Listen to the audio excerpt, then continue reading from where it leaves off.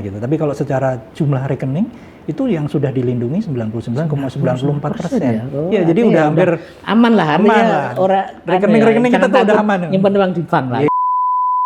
3T. Yang pertama adalah memastikan bahwa simpanannya itu tercatat di dalam pembukuan bank. Ini sering terjadi nih, sering terjadi di masyarakat kita, di mana kadang-kadang saking percayanya nih dengan marketingnya, kita titip nih uangnya, tolong disetorkan dong gitu, dikasih catatannya, kadang-kadang bahkan di bekasnya bungkus rokok gitu mas, udah ini setor nih seperti itu gitu ya. Ternyata ini tidak dimasukkan di pembukuannya bank, tidak dicatat di dalam pembukuannya bank. Nah, pada saat nantinya banknya ini dicabut izin usahanya, ini akan bermasalah karena bank merasa tidak pernah menerima, di pembukuannya tidak ada, sehingga ini tidak dianggap sebagai simpanan. Silakan kalau misalkan nasabah, pasti akan ada pengumuman ya bahwa bank ini kemudian berada di dalam kondisi dicabut izin usahanya, kemudian tim likuidasi LPS akan hadir di sana, diumumkan. Nah baru kemudian nasabah ya biasanya kita akan menunjuk bank pembayar. Sebenarnya secara undang-undang ya kita tuh bisa menyelesaikan kayak klaim penjaminan itu sekitar 90 hari. Tapi case selama ini yang terjadi, bahkan yang kemarin di beberapa tempat yang di Jawa Timur itu bahkan 5 hari aja udah ada pembayaran tahap pertama. Di Jepara kemarin yang terakhir, Pak. Asalkan itu tadi, asalkan mereka memastikan bahwa 3T-nya itu terpenuhi, itu pasti cepat.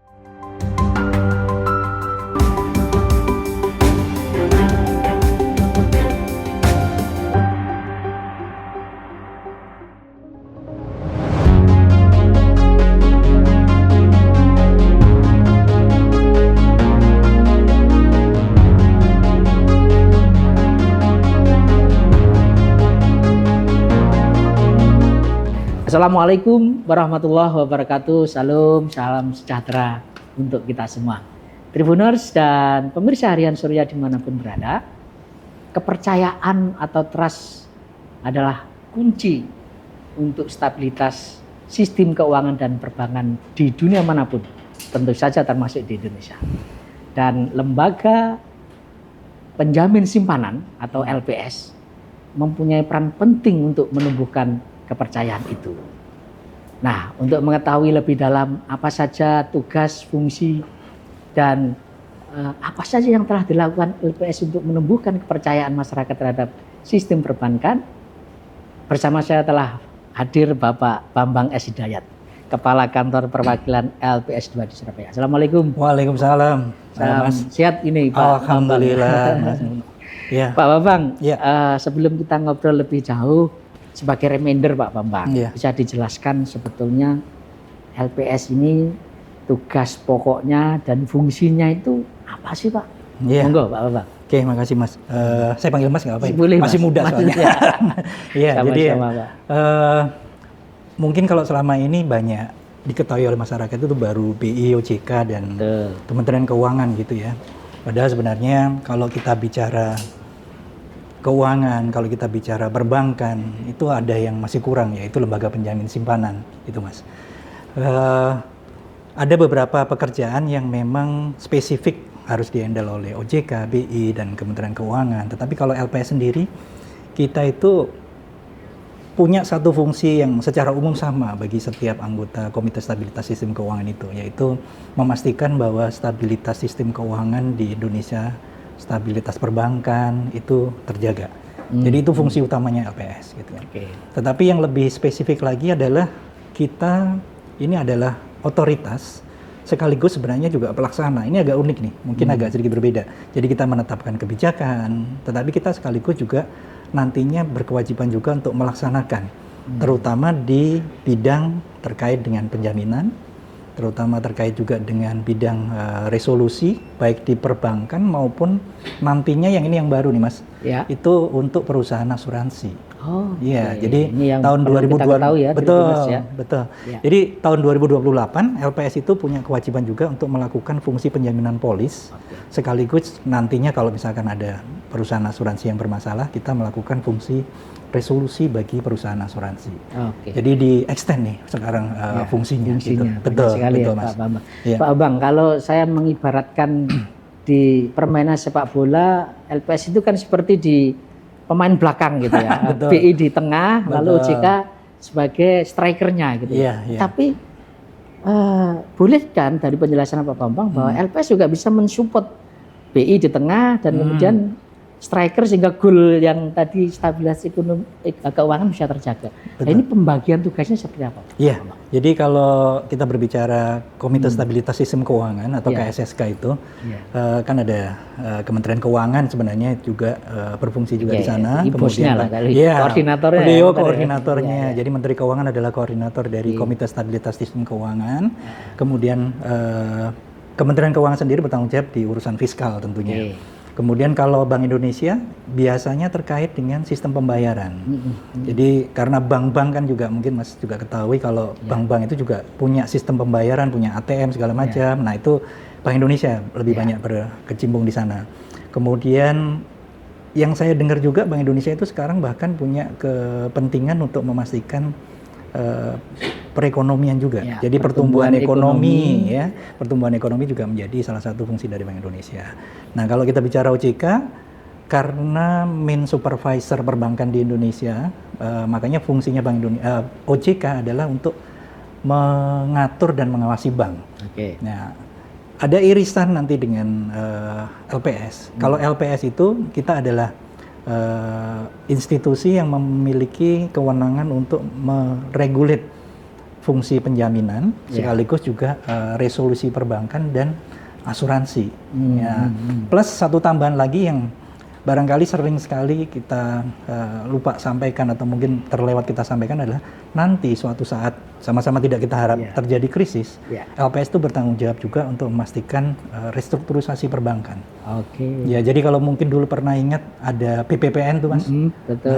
Di krisis itu fungsinya betul tahun 98 itu Pak. Betul. Nah, itu fungsinya itu sekarang ditangani oleh LPS. Jadi sebagian fungsinya BPPN pada saat itu dihandle oleh lembaga penjamin simpanan gitu sekarang. Gitu. Oke Pak, jadi tugas utamanya satu itu memang menjamin ya, betul. Simpanan di bank, tapi juga mencegah agar tidak terjadi resolusi dan sebagainya Pak ya. Nah, yang perlu diperhatikan oleh nasabah sendiri Pak, apa sih yang perlu dilakukan sehingga dia mendapat jaminan dari LPS? LPS itu akan bergerak secara efektif pada saat bank itu dicabut izin usahanya di sisi fungsi penjaminannya. Jadi kalau banknya masih normal, banknya masih beroperasi seperti biasa itu Mas, kita belum masuk ke sana. Tapi begitu banknya ini dicabut izin usahanya, nah fungsi penjaminan kita itu baru berjalan di sana. Nah, nasabah-nasabah itu mesti memastikan, kita biasanya mengenal dengan 3T. Apa itu? Gampang itu ya. Jadi supaya mudah diingat kan gampangnya kita kasih singkatan-singkatan gitu Mas ya. 3T. Yang pertama adalah memastikan bahwa simpanannya itu tercatat di dalam pembukuan bank. Ini sering terjadi nih, sering terjadi di masyarakat kita di mana kadang-kadang saking percayanya nih dengan marketingnya, kita titip nih uangnya, tolong disetorkan dong gitu. Dikasih catatannya kadang-kadang bahkan di bekasnya bungkus rokok gitu Mas. Udah ini setor nih seperti itu gitu ya. Ternyata ini tidak dimasukkan di pembukuannya bank, tidak dicatat di dalam pembukuannya bank. Nah, pada saat nantinya banknya ini dicabut izin usahanya, ini akan bermasalah karena bank merasa tidak pernah menerima, di pembukuannya tidak ada, sehingga ini tidak dianggap sebagai simpanan. Ini sering terjadi. Ada juga beberapa case nasabah yang akhirnya kita putuskan tidak layak bayar itu karena simpanannya tidak dicatat di dalam pembukuannya bank. Ini yang T pertama Pak ya? Ya, T yang pertama. Kemudian yang kedua, tingkat suku bunganya dipastikan tidak melebihi tingkat bunga penjaminannya LPS. Ya, jadi LPS itu secara periodik kita mengeluarkan semacam acuan tingkat bunga penjaminan. Nah, ini direview setiap periode, kemudian nanti diinformasikan. Tapi ini hanya berlaku untuk bank konvensional tentunya. Kalau bank syariah kan memang tidak menggunakan acuan bunga ya. Itu T yang kedua. Nah, T yang kedua ini juga mungkin lebih berhati-hati pada saat menerima cashback dari bank yang sifatnya cashback uang gitu Mas. Biasanya kan bank quote-unquote ya kadang-kadang dikasih iming-iming tuh. Nanti kalau nyimpan di sini dapat cashback, dapat ini gitu. Nah, pada saat nantinya itu bank di resolusi oleh LPS, kemudian kita melakukan salah satu kegiatan yang kita sebut rekonsiliasi dan verifikasi untuk memastikan apakah sebuah simpanan itu layak dibayar atau tidak. Nah, itu nasabah seringkali tidak aware bahwa ternyata tingkat bunga penjaminannya iya itu suku bunga penjaminan, suku bunga tabungan atau depositonya itu melebihi tingkat bunga penjaminan akibat dari pemberian cashback tadi. Gitu. Jadi ini yang kedua yang mesti diperhatikan juga. Nah, yang ketiga adalah terkait dengan kalau misalkan nasabah sendiri itu terlibat di dalam kegiatan yang merugikan bank. Misalkan aja dia punya kredit macet atau dia terlibat di dalam fraud yang itu di banknya dengan pengurusnya atau melakukan tindak pidana perbankan, ya ini bisa menyebabkan simpanannya menjadi tidak layak bayar.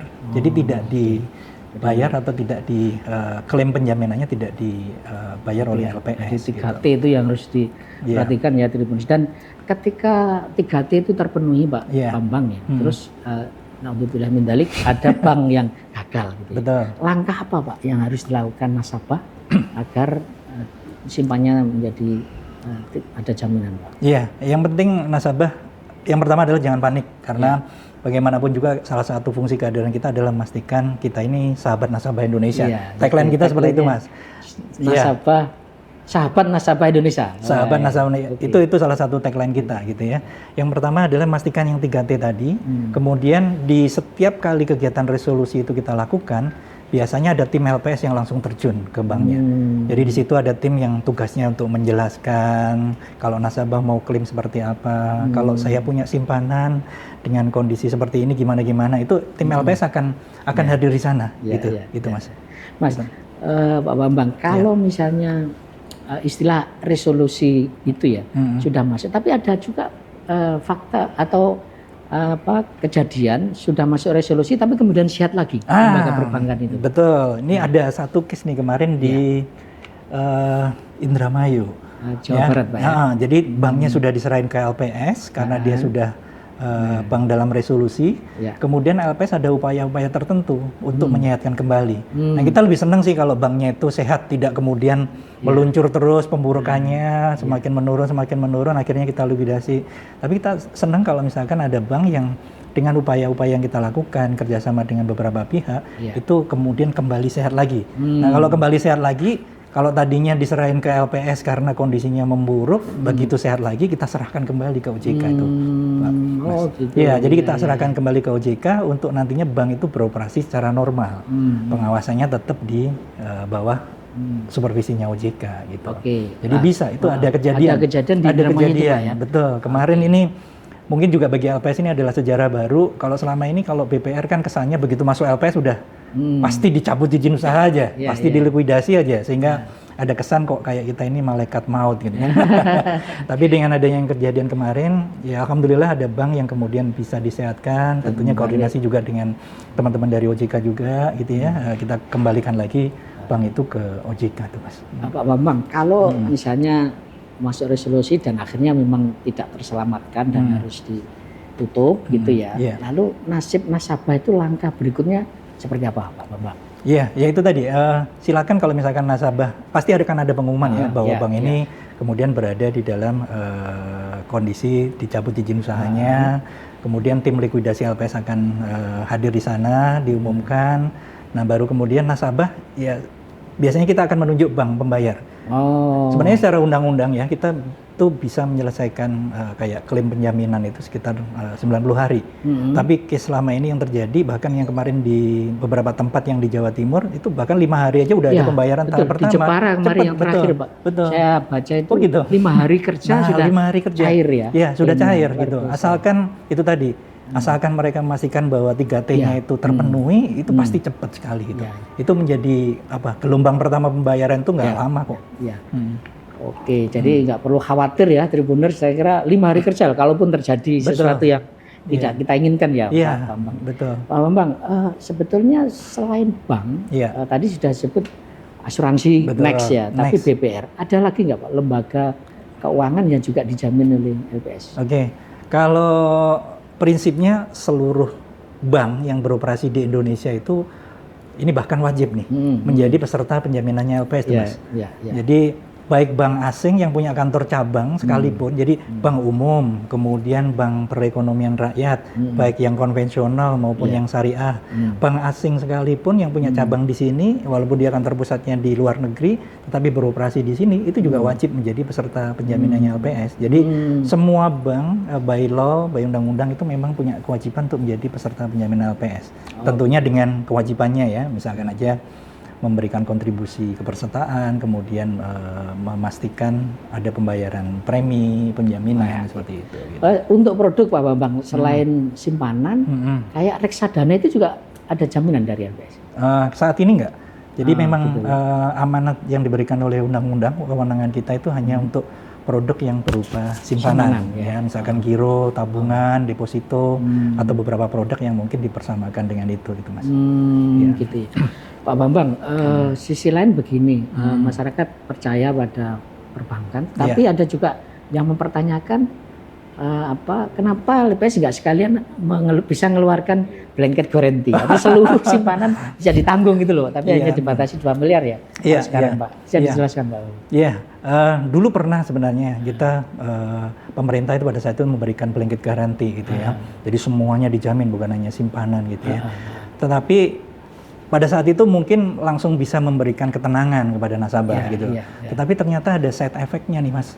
Ada moral hazard yang kemudian ditangkap pengurus bank, manajemen bank itu seakan-akan nantinya punya kecenderungan untuk memindahkan risikonya itu ke pemerintah semua gitu. Jadi apapun risikonya bank ya udah kan dijamin sama negara, dijamin sama pemerintah gitu. Akhirnya ya mereka quote-unquote ya, mungkin tata kelolanya akhirnya ya udah santai-santai aja kan toh kalau ada apa-apa nanti dijamin oleh pemerintah gitu. Makanya kita batasin yang dijamin adalah simpanan dengan kriteria maksimal 2 miliar per nasabah per bank. Nasabah per bank. Ya, itu artinya boleh misalnya kita maksimal berapa akun di perbankan Pak yang dijamin? Boleh, misalkan gini, punya uang 10 miliar nih, Pak. nah itu dipecah-pecah 2 miliar tuh boleh gitu. Jadi misalkan dipecah di bank A, bank B atau apa itu boleh gitu. Nggak ada batasan Pak, berapa miliar total? Cuma kayaknya capek deh kalau terlalu gede gitu Mas. Iya. Kalau mecah-mecah gitu ya. Tapi boleh pada prinsipnya itu secara undang-undang nggak ada masalah. Karena ketentuan kita itu 2 miliar per nasabah per bank gitu. Jadi kalau beda bank, kemudian beda nama misalkan putranya gitu ya, atau putrinya dikasih 2 miliar semuanya dijamin kok. Aman. Aman. Jadi intinya sebetulnya angka 2 miliar sudah diprediksi bahwa kalau ini terjadi toh itu akan menyelamatkan sistem keuangan kita gitu Pak. Betul, ya? Karena esensi penjaminan kita itu kan kita melindungi nasabah kecil gitu. Dengan 2 miliar saja sebenarnya coverage penjaminan kita secara rekening. Jadi kan ada yang secara nominal, ada yang secara rekening. Secara rekening itu udah 99,94% rekening nasabah itu sudah dijamin oleh LPS dengan 2 miliar gitu ya, dengan 2 miliar ya. Ini termasuk salah satu yang paling tinggi juga di dunia.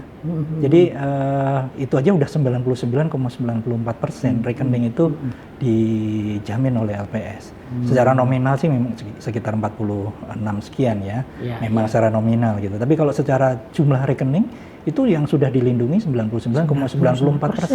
Ya, jadi udah hampir aman lah, artinya rekening kita tuh udah aman. Nyimpan uang di bank lah. Iya, apalagi saya sih pasti aman karena di bawah 2 miliar itu. Apalagi saya. Iya. Pak Bambang. Tadi sudah disarankan bahwa semua lembaga keuangan sebaiknya ikut LPS. Iya. Tapi ada juga yang belum ikut, Pak. Enggak boleh. Jadi kalau bank itu wajib. Kalau koperasi BPR? Nah, itu kalau KBPR atau karena gini, ada BPR yang bentuknya koperasi itu juga ada. Zaman dulu itu ada. Itu ada juga itu masuk segini. Asalkan dia beroperasi sebagaimana layaknya bank, mungkin bentuk badan usahanya itu, tapi dia wajib menjadi peserta penjaminan kita juga gitu. Tapi kalau koperasi memang pure koperasi itu bukan menjadi peserta penjaminan kita gitu, Mas. Artinya kalau dia meskipun dia ada simpan pinjam segala macam, gitu ya. Itu tapi tidak dijamin oleh LPS. Gitu. Betul.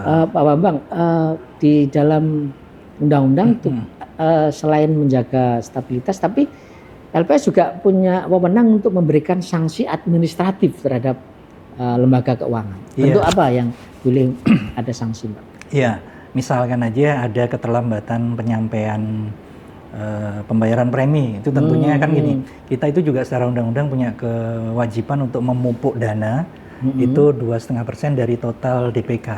Artinya total DPK kan terus naik itu Mas. Iya. Ya, karena terus naik, tentunya kewajiban kita untuk memupuk dana itu terus naik. Nah, pada saat bank tidak membayar premi atau apa, nah itu tentunya ada juga sanksinya gitu ya. Jadi ada mungkin denda yang kita terapkan gitu ya. Ada juga kewajiban lainnya yang secara administratif juga mesti dipenuhi oleh bank, itu juga ada juga.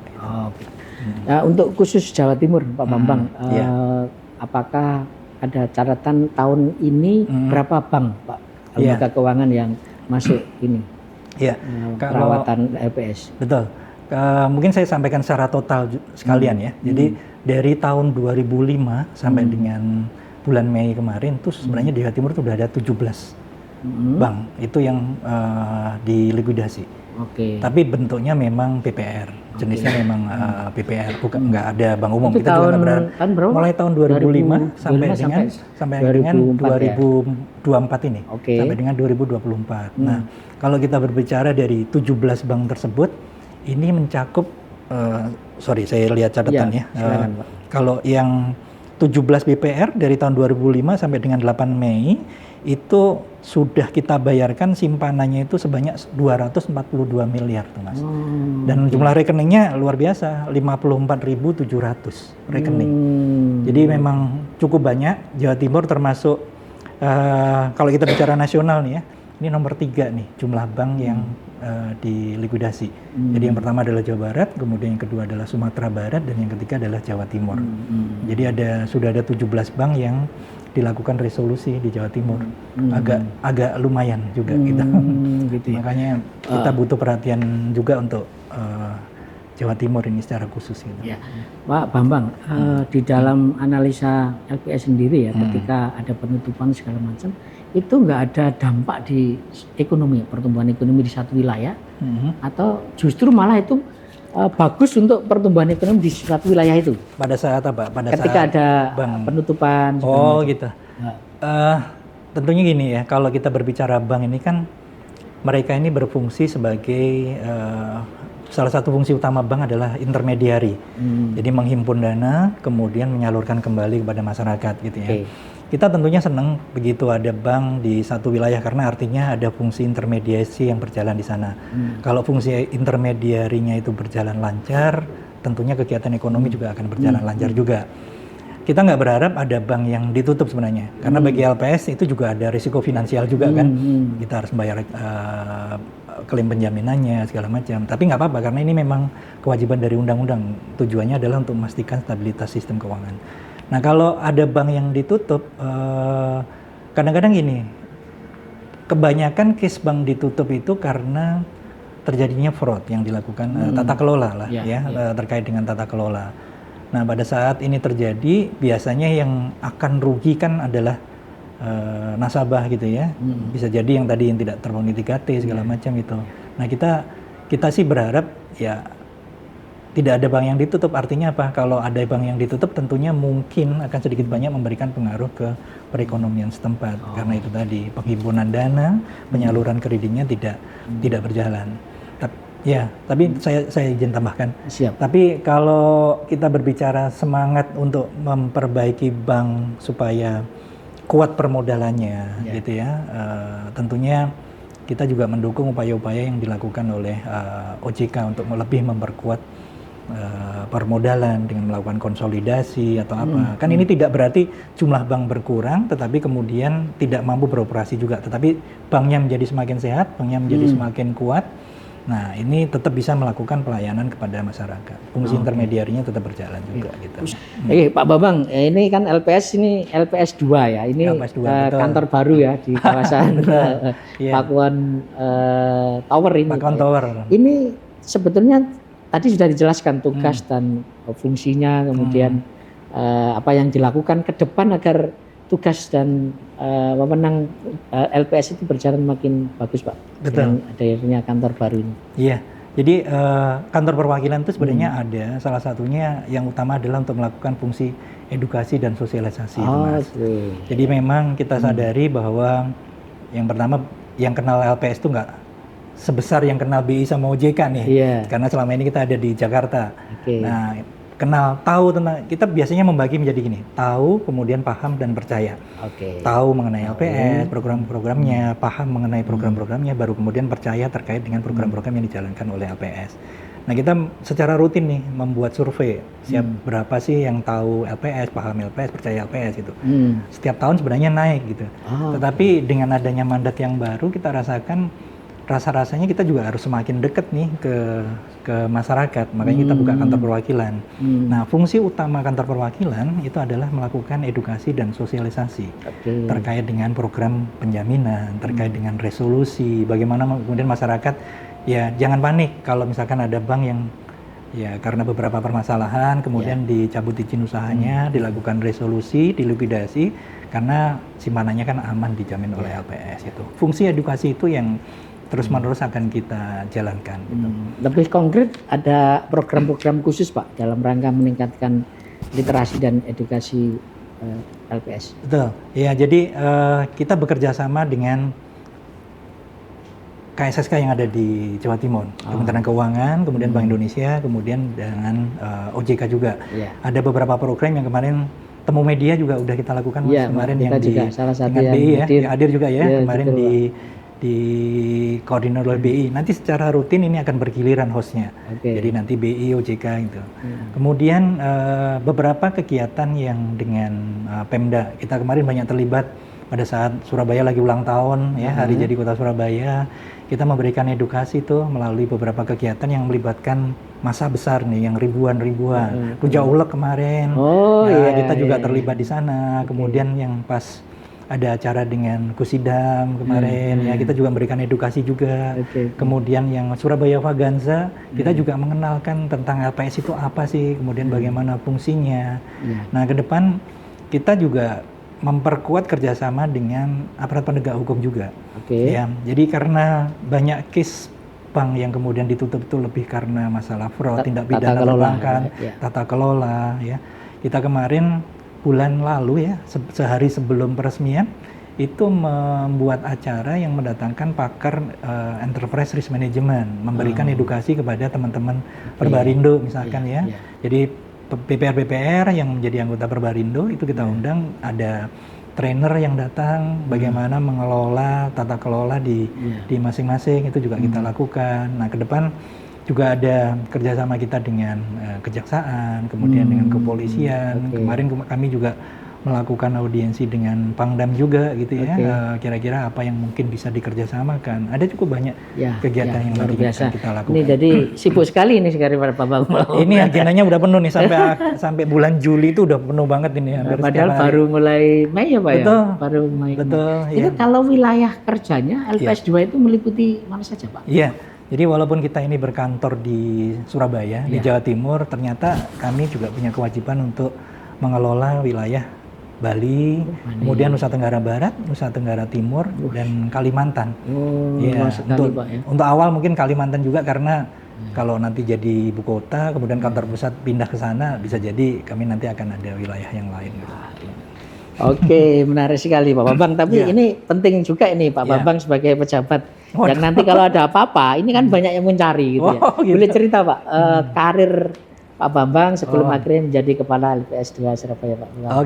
Iya. Mungkin jadi, bisa dimulai dari dulu sekolahnya lahir di mana, sekolah di mana. Waduh, iya. Karirnya monggo. Iya. Jadi saya sebenarnya orang Jawa Timur nih. Ini mulai kampung nih. Wong Jawa Timur. Iya, wong Jawa Timur. Ini saya asli dari Kediri. Dari Kediri sejak SD, SMP, SMA saya juga dari Kediri. Kemudian kuliah pun juga saya nggak tahu ya, kalau orang Jawa Timur tuh kan rata-rata dulu sih pengennya ya di Jawa Timur aja gitu ya. Saya kuliah di Brawijaya gitu ya. Brawijaya fakultas apa Pak? Fakultas Ekonomi. Fakultas Ekonomi tahun 94. Akuntansi, gitu ya. Manajemen. Kemudian lanjut lagi S2 di UGM, kemudian sekarang ya didoakan aja lagi nyusun disertasi lagi nyusun disertasi juga. Moga-moga aja ya bisa lancar gitu. Nah, banyak karir memang diawali dulu pernah di Jawa Timur, tetapi saya juga pernah juga di Lombok, pernah juga di mana? Daerah Pandeglang gitu ya. Pandeglang. Ada project-project yang kita lakukan dengan Rabobank gitu ya.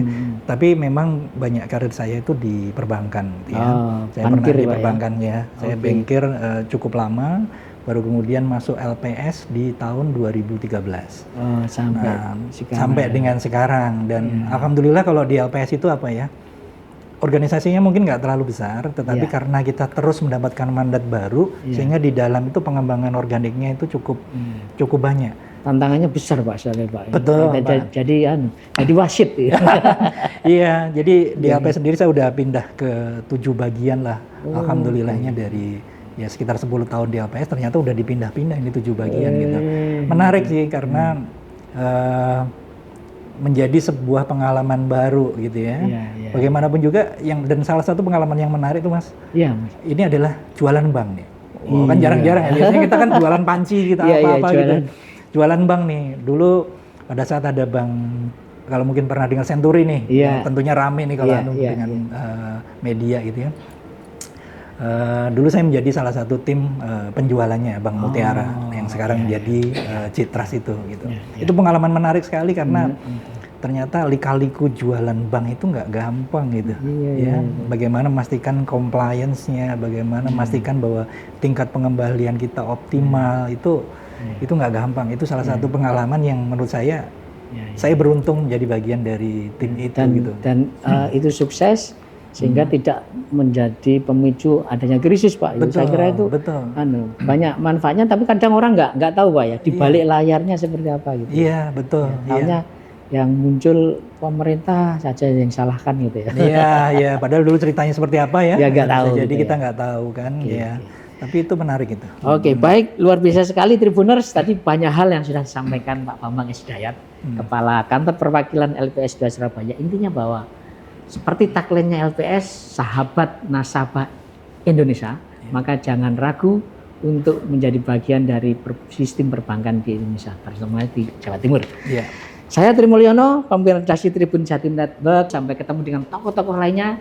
Assalamualaikum warahmatullahi wabarakatuh. Salam sejahtera untuk kita semua. Download Tribun X sekarang. Menghadirkan lokal menjadi Indonesia.